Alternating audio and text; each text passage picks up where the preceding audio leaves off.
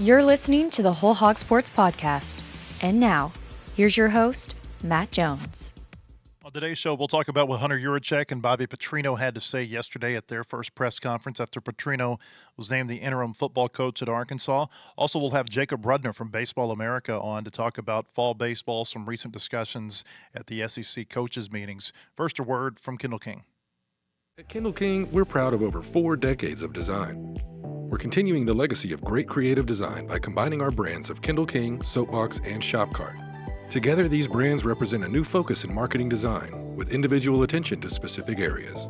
Through our design expertise supported by a team of talented professionals, we showcase our best. We are Kendall King, we are Soapbox, we are Shopcart, we are design. I'm finally back in a hat today. It's been busy when I've had to comb my hair like 4 days in a row for the podcast. This has been a crazy little stretch of time between the trustees meeting last week. There's been a lot going on. Seems like finally we're able to just take a breath and everything's going to be all right. We're going to figure all this out. Lot to get to today. I mean, we talked to Hunter Yurachek and Bobby Petrino yesterday for a good while. Some news this morning where Rhett Lashley addressed the Arkansas job and the speculation about that. We'll get into that as well. Christina Long here in studio with me. Let's go back to the news conference yesterday because we recorded our show yesterday, and I was a little worried that it might be a little bit dated, but just due to the schedule of everything, we had to get it done in the morning, and I was afraid it might be dated based on what was said at the news conference. But really, a lot of the things we said we thought might happen, they happened. For instance, Sam Pittman gets a negotiated buyout. He's not owed the full 75%. He's going to be owed 62.5% of his remaining salary, which is roughly $7.7 million. There's some extra numbers, but, what's $100,000 among friends? And, there's the requirement that he doesn't have to work again. I thought that was going to be important to him. I really did. I did not foresee him wanting to go out and be an assistant coach somewhere again or try to be a head coach at some different level and try to mitigate this buyout for a couple of years. So that didn't surprise me. Didn't surprise me at all when I asked Hunter Yurachek, did you think that Sam Pittman was given all the resources that he needed to win? And he said no. I want to talk about that because everybody's freaking out over that. And I kind of get it because on its face, you would go, it goes back to that honesty that we talked about, after the Little Rock Touchdown Club. Yes. And I think people are going, why would you say that? But then I was thinking while I was driving over here, I was thinking about that. And don't you think people would also be freaking out if he had said yes? Because then you would point to everything he's said for the last 3+ years about how they don't have the money to compete, including as recently as like a month ago or less, when he said that they don't have the resources to compete. It would have been honestly crazier if he had said, yeah, we gave Pittman everything financially we could have given him and he couldn't get it done with that. That would have been crazier. So at that point, it's like, what? I don't know. I feel a little bit like, what do you want him to say? You don't want him to lie. You don't want him to act like he's deluded into thinking that this is okay, especially when everybody is so concerned, and rightfully so, about their ability to attract a top candidate, given his public comments about how the financial situation that they're in. Wouldn't you rather he? I guess to me, you would rather he be honest and not. It would look so much weirder if he suddenly downplayed it and decided to say, "Yeah, no, we gave him a good shot."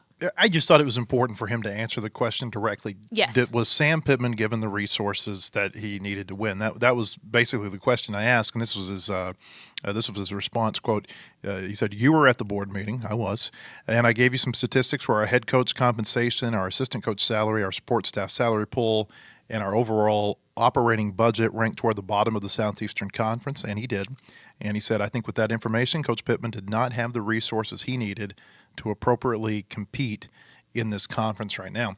It feels like the tone of what he said yesterday, he said that the UA board kind of gave him, quote, a charge to go back to campus, meet with the chancellor, come up with some ways that they can improve the financial condition of football, the amount of resources that are available for football. I'm very interested to see what that looks like. I've got some thoughts on what it might look like, but I don't want to necessarily speculate right now. Right. But it just feels like not only are we in the midst of a coaching change at Arkansas, there's also there's a potential for a bigger picture change. And I'm not talking about changing ADs, because I asked him that yesterday too, and he said he has not heard anything to the contrary, that he would be leading this search. But the bigger picture being that it just feels like, okay, everybody has opened their eyes to what Yurachek has really been trying to press home for the last year, which is that from a financial standpoint, he does not feel like they are set up to win at the same level of all the teams they're trying to compete against. You can say that's the AD's job. That's fair. You can say he should allocate more money to football and less dollars to baseball, track, and soccer. And I don't necessarily agree, because I look at what those budgets are and relative to what the others, what the other schools that they're trying to compete are too. But it just feels like there's kind of this wind of change. Like it's more than just a head coaching change that they're about to make. I think there's a part of me, and tell me if you think this is misguided, because I think I'm probably not the only person that thinks this. But when he says, okay, yes, I've now gone to the Board of Trustees and they have given me this charge to go make a plan for our financial approach to football, why could you not have done that before, when you've been talking about how little money you have? But have people been listening? I think that's kind of where that was my thinking. That was kind of my next step, and I wanted to see if that was kind of what you thought too, because it's like, have people been listening? / it's not that you can say, well, go get the money from the rich people. It's not that easy to do. They're tapped out. Yeah, it's not that easy to do. Because in addition, like going back to the stadium naming rights, you wrote about this in August. The people who have the mega bucks, that I would call them, they're tired of being come to about, hey, NIL, hey, stadium naming rights, hey, Land of Opportunity Scholarship Fund. I mean, it's like, at what point is enough enough? Yeah. I don't know how you raise more funds. People didn't like what they did with Bud Walton Arena, but you know what? Tennessee, they did something similar too with Neyland and Thompson Bowling here recently, and they really, like, their revenue has really skyrocketed in the last 2 years because of it. When you're in that job, you have to make some tough decisions about how to, like, you have to continue to, you can't stay stagnant. You know, your expenses are going to continue to increase on a year-by-year basis. And so one thing that I think Arkansas has done a good job of, you may not agree with the method that they've gotten to this point, but they've done a good job of making sure that their projected revenue is outpacing their expenses, and that's not the case everywhere. Missouri is a perfect example here recently, where they had to get $25 million in loans from the university to cover a $15 million shortfall one year, and also to give them $10 million to try to get them ahead the next year. There are some programs that, from a financial standpoint, and this is weird to say because we're talking about football not being in a good, but like an overall athletic department, that are not as healthy financially as I think Arkansas has been. And I think there's also a lot to be said for, obviously, people are more likely to want to give to your program when you are doing well. And so you get that chicken and egg thing that everybody always talks about with, you know, does winning and having the right coach give you more money, or do you need the more money to win and have the right coach? Yeah. You know, and it's both. I mean, it's the answer is yes. Yes, exactly. Yeah. And so I think part of it, when we talk about, and when Yurachek was talking about, you know, we haven't had the money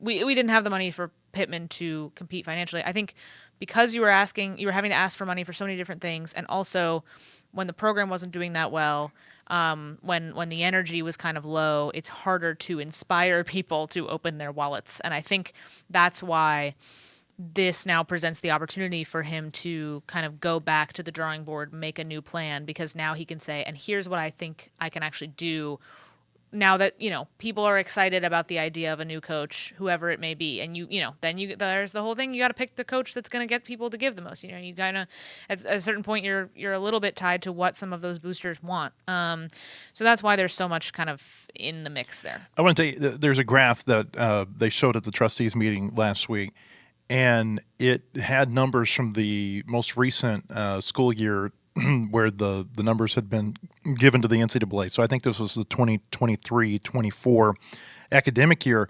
There were 4 SEC programs that operated in the red that year. And I'm talking about overall athletic programs where their expenses outpaced their revenue. There were Alabama, a $27 million shortfall, almost $28 million. Missouri, $15.1 million. Ole Miss, $7.7 million, and Mississippi State was the other at almost $7 million. Three of those are like, kind of the trendy, or three of the trendy football teams right now.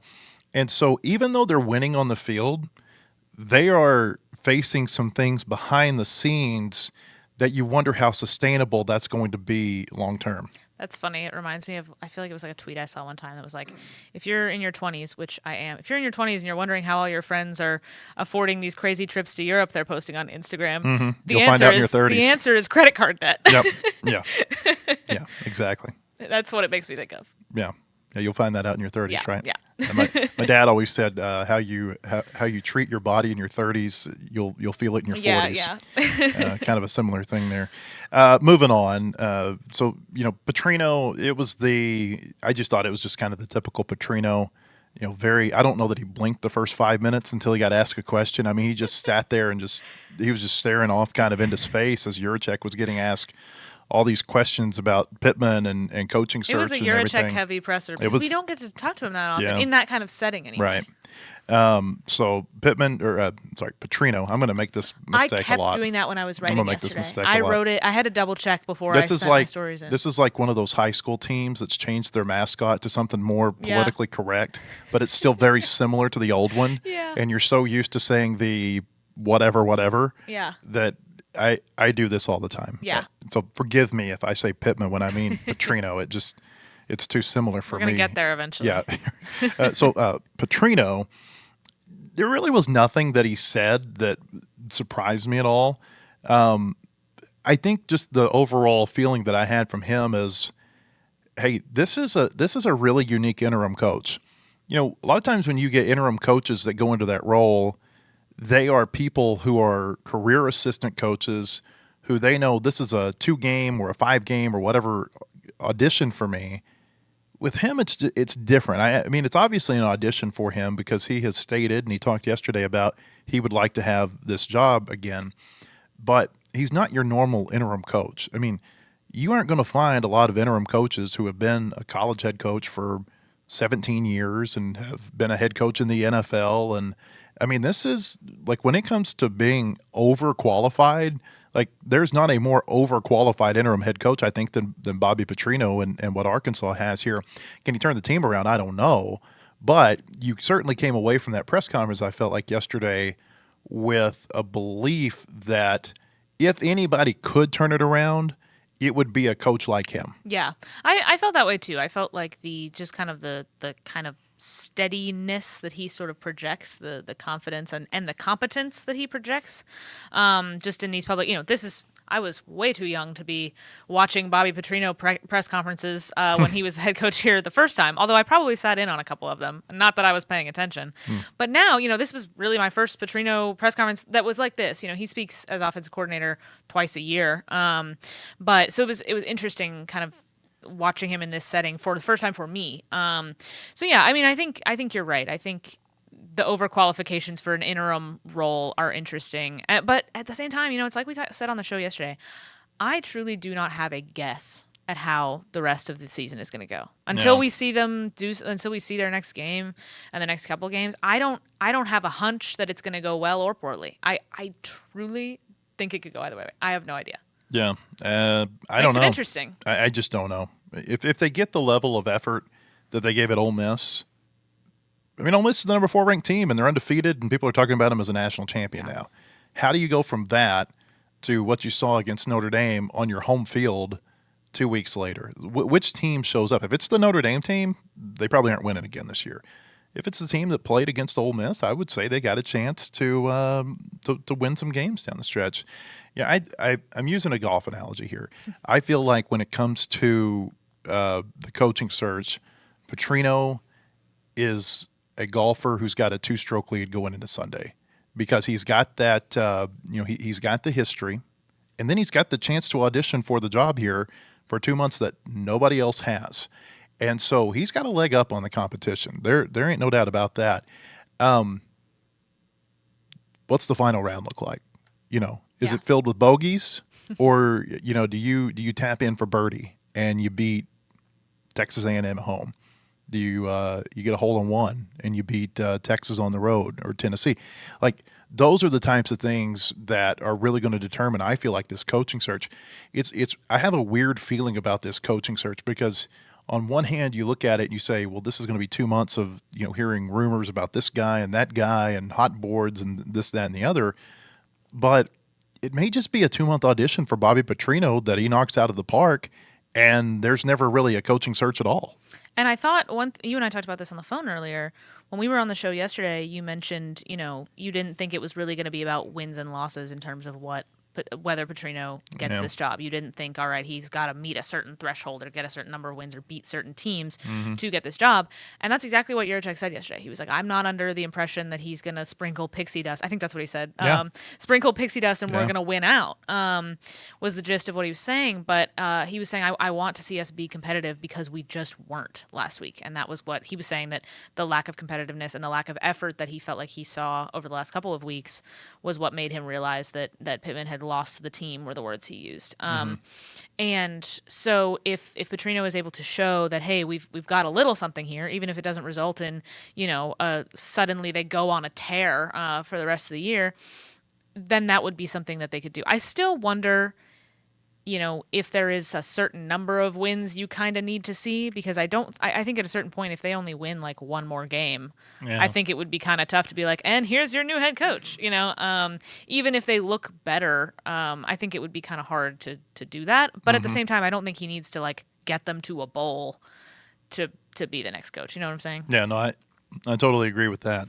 So I thought in 2023 Pittman was not going to be back. That was my personal belief at the time. I thought that he was going to get fired because of the way that season went, hiring the wrong offensive coordinator. There were some blowout losses. They got run off their home field by Auburn and Missouri at the end of the season. And so at that point, I started thinking, what would I look for in a head coach? If I were the AD and I was making the hire, what would I be looking? What are the qualities that I would be looking for? And what I came up with at that time, and it really has not changed between then and now, is number one, I would be looking for someone who has head coaching experience. And I think Petrino, he marks all these boxes. But I would look for someone, and I think there are others who do too. Head coaching experience, I think that's a non-negotiable. You got to have head coaching experience. If you don't, sorry, you can go cut your teeth somewhere else.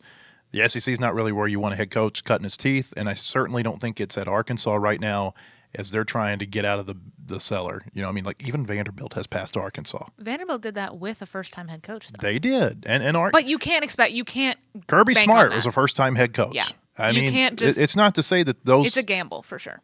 Jeff Lebby, is he going to have success at Mississippi State? Year one was bad. Year two is going okay. It's not to say you can't have that success, sure. But I think that when you're in Arkansas's position right now, you need somebody who's going to come in and say, I know how to build a program. Not, I think I know how to build a program.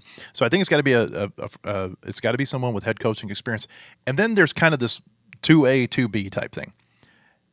If you are somebody who has established a championship program over the course of multiple seasons, I don't really care if you have SEC experience. Like, you look at Kalen DeBoer right now. Kalen DeBoer, he had to go through Fresno State and Washington to get to Alabama, and I understand that. But he won a ton of titles at the NAIA level. And Brian Kelly, say what you want to about Brian Kelly. But he came up as a really good head coach. I think he won national championships at the Division II level. And so in my opinion, Nolan Richardson was this way. He won a JUCO title. If you can coach at one level, you can probably coach at another. It's just a matter of getting into the right fit, having the right surroundings around you. And so if you've won championships, I don't know that I necessarily care about, do you know the SEC? I think it's a bonus if you do. But if you don't have that pedigree, I certainly think that you have to have had experience in the SEC. And I'll take it even a step further. You need to have had experience as a coordinator, because the coordinators, they run their own room. They have a lot of the responsibilities of a head coach probably that's in a program that doesn't have as many resources.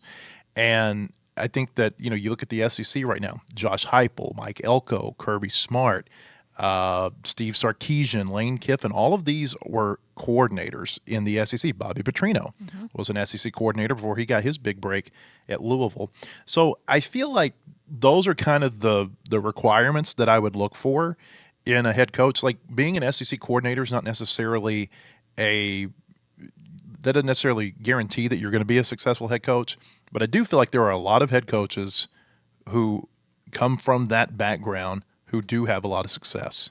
So are you saying get someone who's been an SEC coordinator if you can't get someone with head coaching experience, or they need to have they need both? to have, like if they have not won at a championship level, then I think they need to have a coordinator But experience. regardless, they need to have head coaching experience. They have to have head coaching level. experience. Yeah. That would be a non-negotiable. I think you're right. And I think especially after Pittman, after, a career position coach, and that was a knock on him for a really long time about this is not a person with head coaching experience. This is not a person with a vision for a program. This is not a person who's, I guess you can say he has won at a championship level having been at Georgia and things like that, but as a position coach, it's different.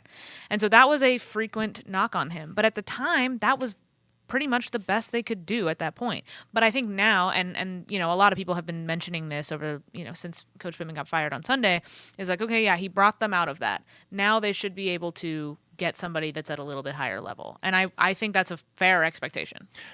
Yeah, I don't know if it was the best they could do at that point. I mean, Lane Kiffin was certainly interested. Yeah. They talked to others, but for whatever reason, Pittman was like that was the best candidate at a certain point, or at least they felt like that was their best candidate. All that is a good segue into Rhett Lashley, the SMU coach. He's won at a fairly high level against at SMU, got him to the playoff last year. He has the coordinator experience. He was at Auburn, helped them to the national championship game in 2013. He's from Springdale. He played high school football at Shiloh Christian. He was a great quarterback, record-setting quarterback under Gus Malzahn there. He was asked about the Arkansas job today during a press conference down in Dallas, and he said, quote, "I'm happy. I've got a great job. I think when your name gets linked to jobs, it means your team has done well, your program's done well.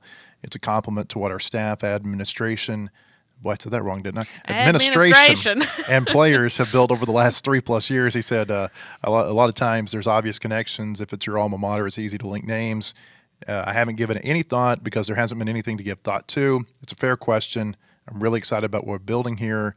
I'm not discouraged at all by the fact that we're sitting here at 2-2. Obviously, SMU not having quite the season that they thought they would have, at least through 4 games. But so there you go. I mean, Rhett Lashley, I'm not surprised by this at all. I thought he was going to get the question. He didn't do the whole absolutely not. It is my. I'm here to stay. Yes, he didn't do any of that, which is a good thing. I think coaches should never do that. Yeah, so it's going to be interesting to see how this goes. Again, I think Petrino's in the driver's seat to be the head coach at Arkansas.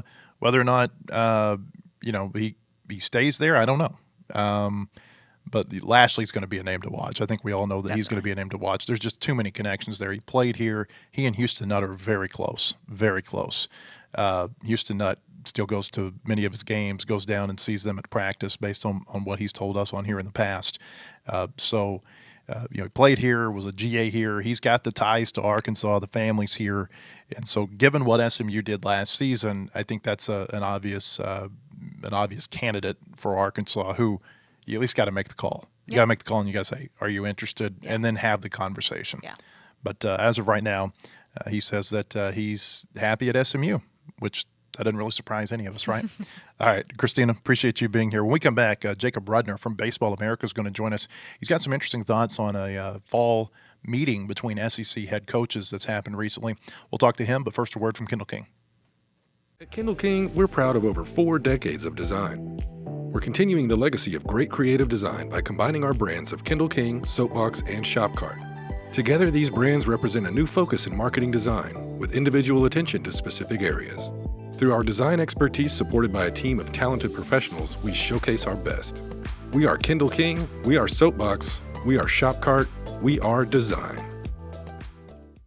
Hey, welcome back. I want to tell you real quick about our friends at Bentonville Glass. They've been serving their community since 1971, committed, professional, and versatile. If you're looking for a quality leader in Northwest Arkansas or looking for skilled craftsmanship, look no further than Bentonville Glass for all your glass market needs with the highest quality products. You can come by and see them now at 507 South Main in Bentonville or online at bentonvilleglass.com. Jacob Rudner is a college baseball reporter, does a great job at Baseball America, and he joins us now. Jacob, one of the storylines that I think may be flying under the radar here in Arkansas because everybody's so focused on what's happening with the football coaching search is there's reports out there this week that Tony Vitello might be in the mix for a managerial position with the San Francisco Giants. It seems like a long shot that he would get that, but it seems like a really interesting kind of one of those pivotal moments for college baseball where, in the old days, minor league, you had to go through the minor leagues and really, pay your dues to get to the majors. And it feels like whether it be with Jack Caglione or Paul Skeens, the way some of these players are really accelerating up to the major leagues now you've got them potentially looking at college coaches. This feels like a totally different day for college baseball. Absolutely. And I think you and I have actually talked about this before.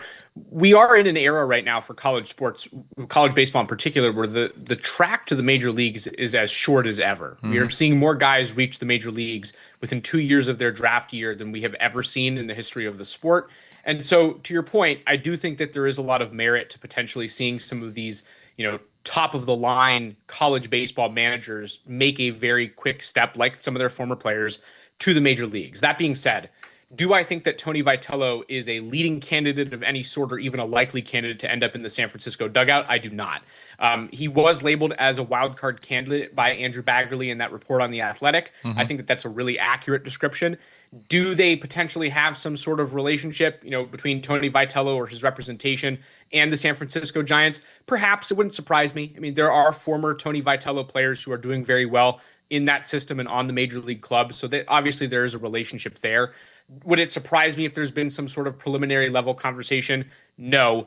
Beyond that, though, do I think that there's any sort of likelihood that this is what ends up happening? Probably not. I think that Tony Vitello is pretty deeply rooted in that Tennessee dugout, and that's where he's going to stay for the time being. Do you think that we're getting closer, though, to seeing maybe a major league team dip down into college baseball and pull someone, whether it be Tony Vitello or somebody else, similar to what we see in the NBA and the NFL?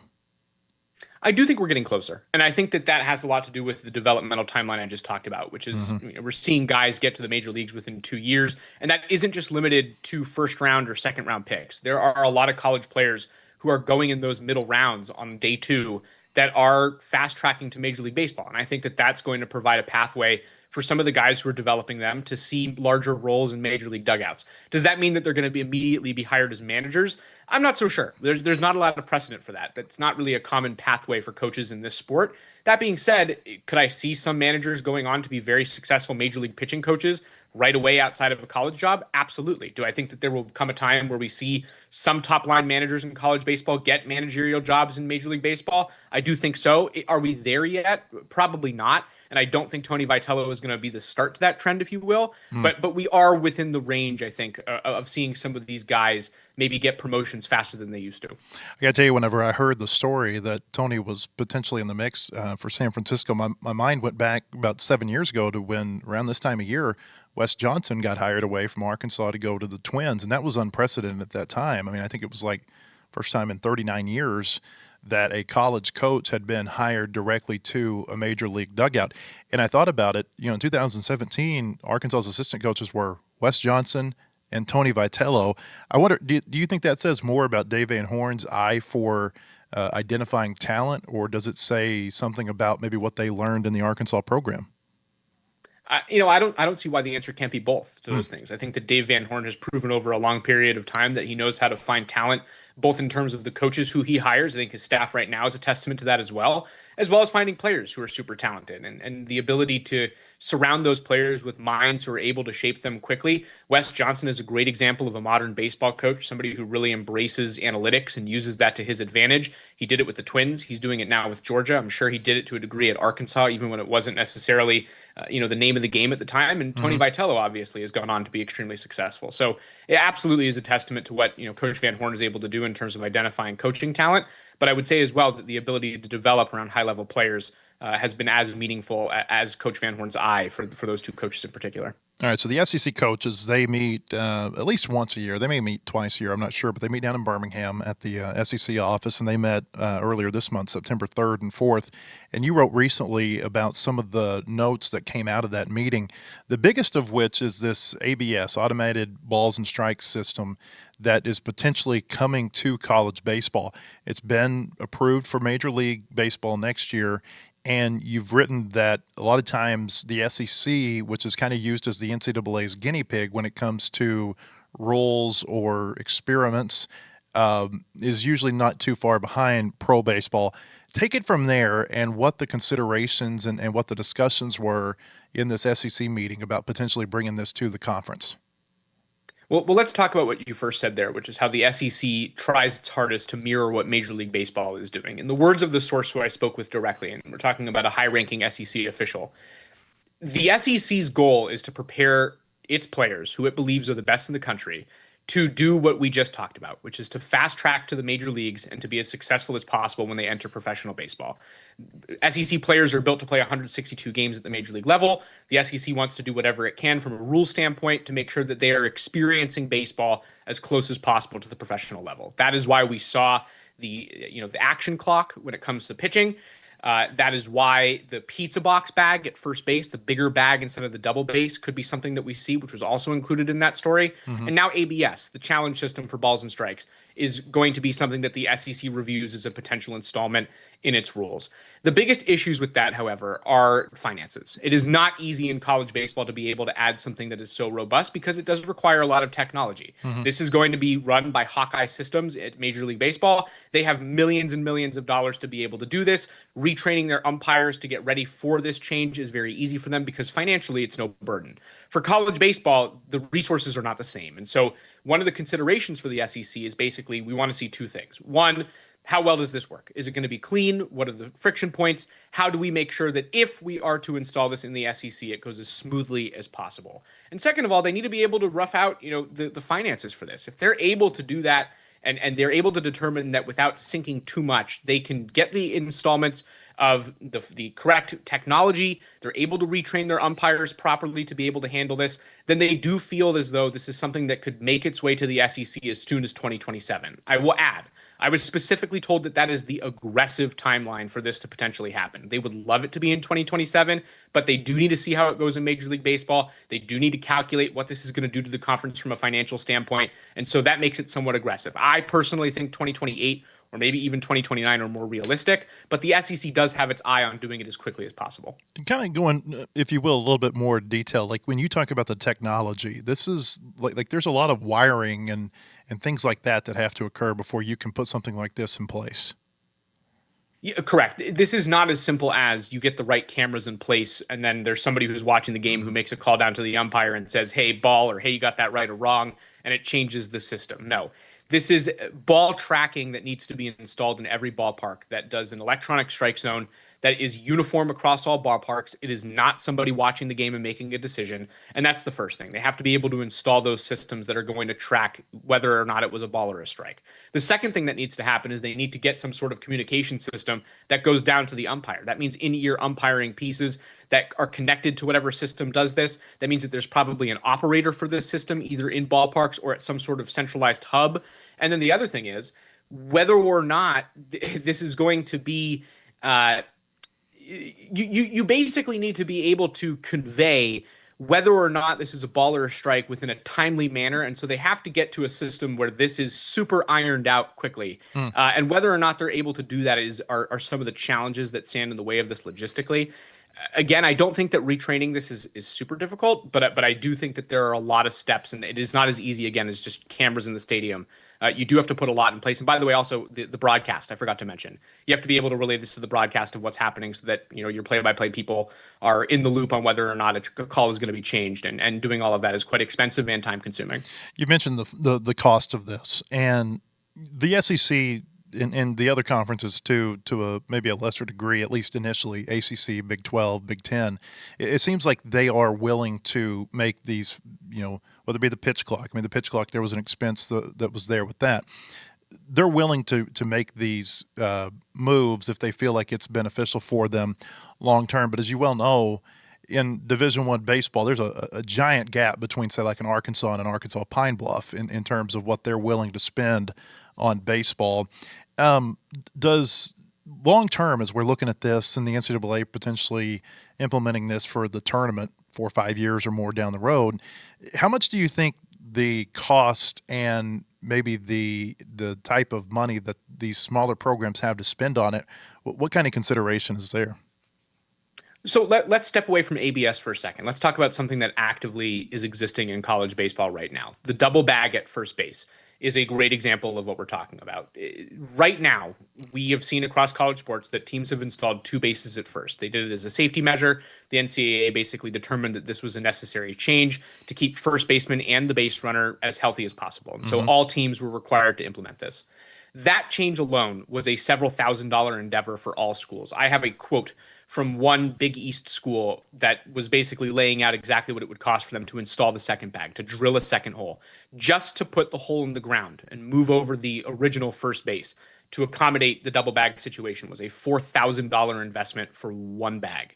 If they were to do the pizza box bag, it would cost in excess of $10,000 per team to do this, because you don't just need to drill a new hole at first base. You have to move second base in order to accommodate the new regulations around the diamond, and third base in order to have everything in check. So there are going to be teams that see the expenses to this and immediately try and refute making these kinds of changes simply because their programs do not have enough investment to make that kind of a change. I heard from one source that basically said lower level Division I programs could fold over changes like this because of the expenses that it could incur. So do I think that the ABS system is something that we're going to see potentially in the SEC or the Power Four conferences? I absolutely do, because we know that college baseball, like we talked about, wants to mirror what the major league level is doing. I do think it's going to be an exclusive club, though. There could be a situation where we see players at Arkansas, for example, on a weekend where they're playing the University of Florida, using ABS and potentially having the pizza box bag at first base. And then you go on the road for a midweek game and you don't have either. It's back to the double bag. There's no ABS system. Is that possible? Absolutely. Is that 100% where we're going to end up? It's way too soon to tell. We don't have enough definitive answers on this. But I can tell you that the expenses are going to be a friction point at the lower levels of Division I, and it will be a conversation as how best to handle that. And we see that at times right now with the SEC in some of the experimental things they do during the season, where you can use it on the weekend, but then you like you said, you go somewhere on a Tuesday, and those rules aren't necessarily in place. 100%. And I think that the big ticket here is that the SEC doesn't necessarily care. And I think that that's an important part. It's not a bashful thing. It's not the SEC trying to prove that we're better than everybody else. But at the end of the day, the SEC does know that its players are going to be the ones, making up the majority of who is going from college baseball to the major leagues quickly. They recognize that they have a responsibility to try and mirror what Major League Baseball is doing so that they can continue to be kind of the flagship developmental conference. I think that we're edging towards seeing the NCAA become less of the structure that it is. And if that's the case as well, I could see, a world in which the Power Four conferences take on a lot more power, including in baseball. And they may make changes to the way that they play the game that the other conferences are not able to keep up with. And that's just going to be something that we accept. How soon? Again, I think it's important to note, are we close to that? No. There are a lot more conversations that need to happen before we get to a point where there's some disparity in rules between the Power Four in baseball and the rest of Division I. But it is a conversation, and it's one that's happening right now, and it's happening with the ABS. It's happening with the bags, and there are more things as well. So, the SEC is not afraid to be different when it comes to this stuff, especially if it's going to put it kind of at the leading edge, if you will, of college baseball. Yeah, I kind of feel like the SEC is telling everybody else, we're gonna go here, and we're gonna pull you along if we have to. Let's get you out of here on this, Jacob. What are the big stories right now? The big storylines, if you will, as we're still 4 months away from the start of 5 months from the start of the regular season. Like what should we be watching as we're heading into opening day? I think that for the SEC fans, the biggest thing right now is just how much parity there is in the conference. Last year was a record-breaking year for how many teams reached the tournament. How those teams are looking now that there have been, massive transfer portal hauls. South Carolina, I think, is an excellent example of this. That is an entirely brand new team in the SEC. They brought in over 20 newcomers. They have only 4 freshmen on their roster. They were one of the worst teams in the SEC this year. Do we learn in the fall that that's a team that's going to take a step forward under Paul Mainieri and be competitive? If so, again, the league only gets stronger. So if you're an SEC fan, I'd be paying very close attention to what everybody else looks like. And then if you're looking at college baseball as a whole nationally, I'd be looking out west right now. I think Oregon State and UCLA in particular are in really good shape to make noise this year. And as we've seen over the last, basically since 2019, there have been no non-SEC champions in college baseball. I'm not saying it's going to be the year, but I do think we're getting as close to that happening as we've had in a while with those teams out west.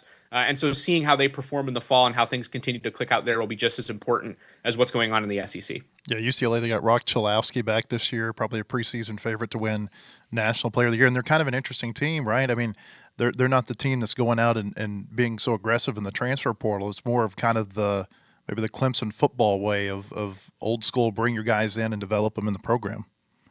Absolutely. I mean, head coach John Savage has actually said repeatedly that his style is to develop in-house. They want guys who they bring in as freshmen who they can kind of mold in their image. Rock Chalowski is one of those players.